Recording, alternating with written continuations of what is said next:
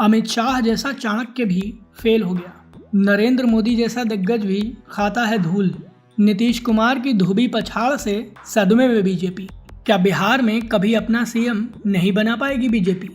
प्रधानमंत्री नरेंद्र मोदी और गृह मंत्री अमित शाह ये दोनों ही देश के तमाम क्षेत्रीय दिग्गजों को धूल चटा चुके हैं। भले ही बीजेपी बंगाल न जीत पाई हो, लेकिन एक वक्त ऐसा भी आया था जब ममता को भी अपना किला दरकने का डर सताने लगा था। मोदी शाह की ये राजनीतिक जोड़ी पूरे देश में बीजेपी का विजय रथ दौड़ाती है, लेकिन बिहार में मोदी शाह की यह जोड़ी फिसड्डी साबित होती है। नीतीश कुमार ने हमेशा ही बीजेपी के सपनों पर ब्रेक लगाया है, लेकिन लेटेस्ट जख्म इतना खतरनाक है कि सवाल खड़े होने लगे हैं कि क्या नरेंद्र मोदी और अमित शाह बिहार में कभी बीजेपी का सीएम बना भी पाएंगे या नहीं।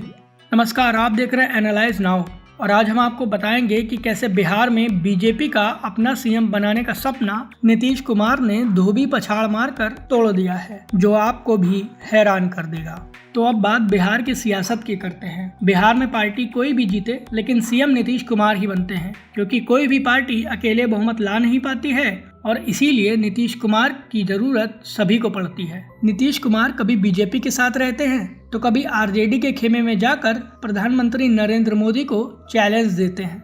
फिलहाल वे केंद्र में चल रही नरेंद्र मोदी सरकार के लिए बेहद जरूरी हैं, क्योंकि 240 सीटों वाली बीजेपी के लिए जेडीयू के 12 सांसद बहुत अहम हैं। नीतीश कुमार भी खुलकर कह रहे हैं कि वे अब कोई भी उलट पुलट नहीं करने वाले, लेकिन नीतीश का कोई भरोसा है क्या? कतई नहीं। दिलचस्प बात यह है कि इसी साल नवंबर में बिहार में विधानसभा चुनाव होने हैं। नीतीश कुमार पहले भी कई बार कह चुके हैं कि 2020 का विधानसभा चुनाव उनका आखिरी था, लेकिन फिर भी बीजेपी के किसी नेता की इतनी हिम्मत नहीं है कि वो खुलकर यह कह दे कि बिहार में एनडीए की जीत के बाद मुख्यमंत्री बीजेपी का होगा। इतना ही नहीं, गृह मंत्री अमित शाह भी जब पटना गए थे तो उन्होंने अंदर खाने पार्टी नेताओं से यही कहा था कि वे जनता के बीच जाकर यही मैसेज दें कि एनडीए बिहार में नीतीश कुमार के नेतृत्व में ही विधानसभा का चुनाव लड़ने वाला है। नीतीश कुमार की उम्र बहुत ज्यादा हो चुकी है, ऐसे में बीजेपी को उम्मीद है कि वे 2025 में विधानसभा चुनाव के बाद सीएम नहीं बनेंगे।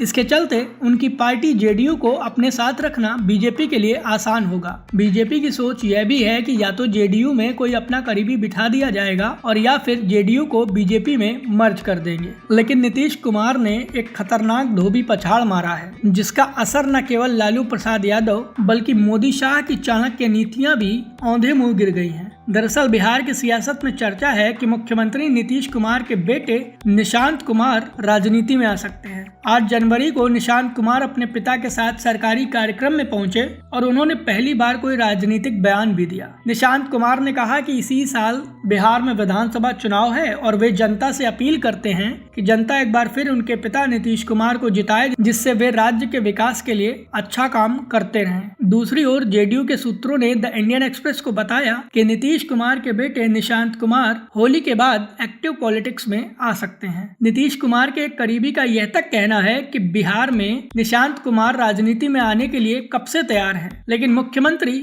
इसको लेकर अभी कोई फैसला नहीं कर पाए हैं। नीतीश कुमार को यह भी बताया गया है कि पार्टी के कार्यकर्ता यह चाहते हैं कि निशांत कुमार राजनीति में आए। नीतीश कुमार हमेशा ही वंशवादी राजनीति के खिलाफ रहे हैं और इसीलिए उन्होंने आरजेडी समेत कांग्रेस और एलजेपी की जमकर आलोचना की है। और अगर नीतीश कुमार के बेटे निशांत कुमार राजनीति में आते हैं तो यह सबसे बड़ा झटका बीजेपी के लिए होगा। इसकी वजह यह है कि जो बीजेपी ये सोच रही थी कि नीतीश कुमार के संन्यास के बाद जेडीयू बिखर जाएगी, लेकिन अब उस बीजेपी को झटका लगा है, क्योंकि नीतीश के सुपुत्र निशांत जेडीयू को संभाल कर रखने में अहम भूमिका निभा सकते हैं। इतना ही नहीं, बीजेपी 2025 के विधानसभा चुनाव में एनडीए की जीत के बाद भी नीतीश या निशांत कुमार से यह नहीं कह पाएगी कि बिहार में सीएम बीजेपी का होगा। इसकी सबसे बड़ी वजह यह है कि बीजेपी को केंद्र में पीएम मोदी की सरकार बचाने के लिए नीतीश कुमार के साथ की जरूरत है और नीतीश कुमार के कोटे से एनडीए को 12 सांसद मिलते हैं और यह जरूरत साल 2 साल की नहीं है, बल्कि पूरे 4 साल की है।